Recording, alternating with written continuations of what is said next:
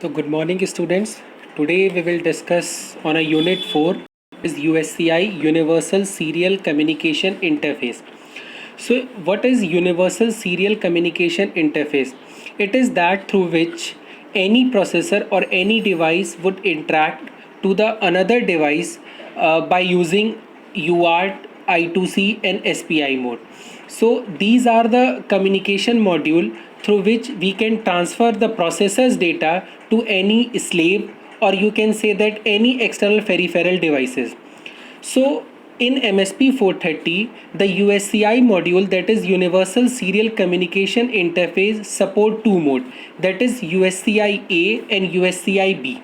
So USCI A mode support UART, pulse shaping and SPI, and again the USCI B mode support I2C and SPI. You can also make a configuration according to that USCI A mode supports synchronous communication and USCI B support asynchronous communication.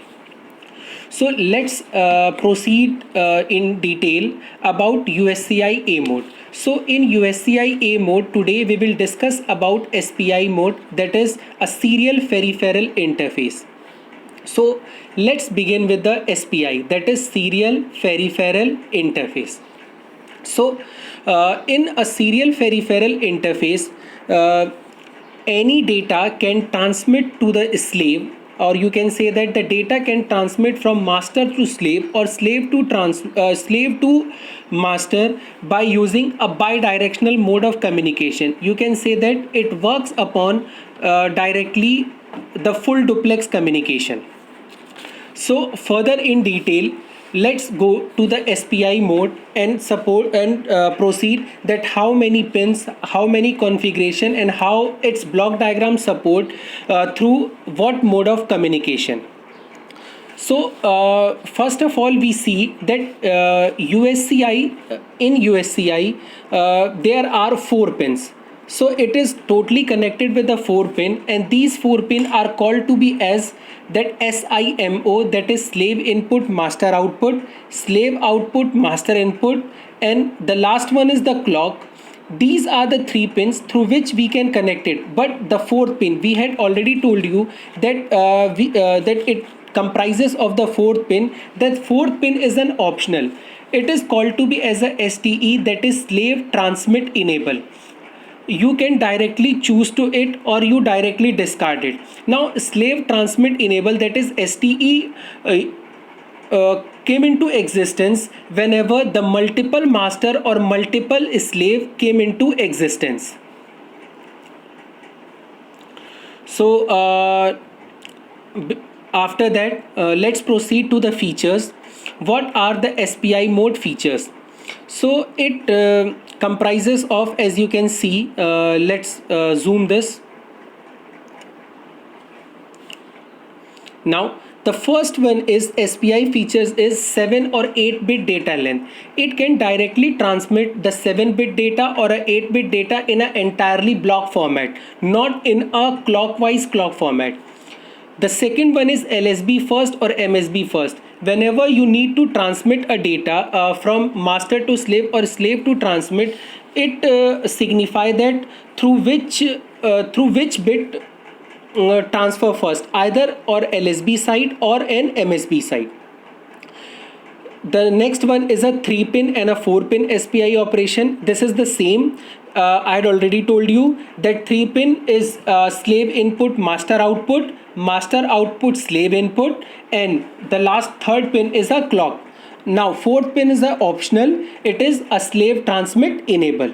Next is master or slave mode. It work upon the 2 modes, either on a master or on a slave. Next is independent transmit and receive shift register. Each of the transmitter and receiver having its own buffer register and a shift register board through which we can store the data, what kind of a data you need to transmit or receive. Firstly, it need to store on a buffer. After that, it will transmit. Next is continuous transmit and a receive operation. We would study further in this that it comprises of a both transmit and receive operation in an independent ways. Now next point is selectable clock polarity and phase control. Now this would signify that what data and when the data transmit to the slave, or we can accept the data from the slave either on a which polarity of the clock pulse. As we know that in an microcontroller, the entire timer goes in a clock pulse. So how the clock pulse need to transmit, and how the data needs to communicate, that at what point, at what time we would transfer the data or we would accept the data, either in a clock polarity or in a phase control. Either you can say that on a rising clock, on a falling clock, or in a high phase or in a low phase. Next is your programmable clock frequency in a master mode.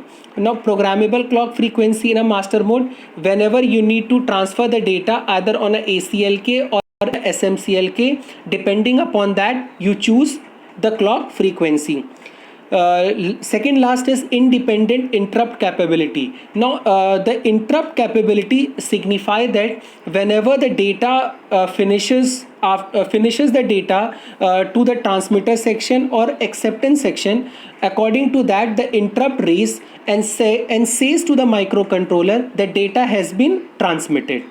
Lastly is the slave operation. Now when we work upon the slave, now no need to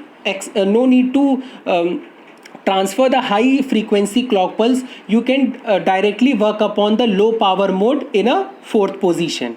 So this is what the features of SPI. Now again we are recalling it. SPI is a serial peripheral interface. It need to transfer the data from master to slave and slave to master.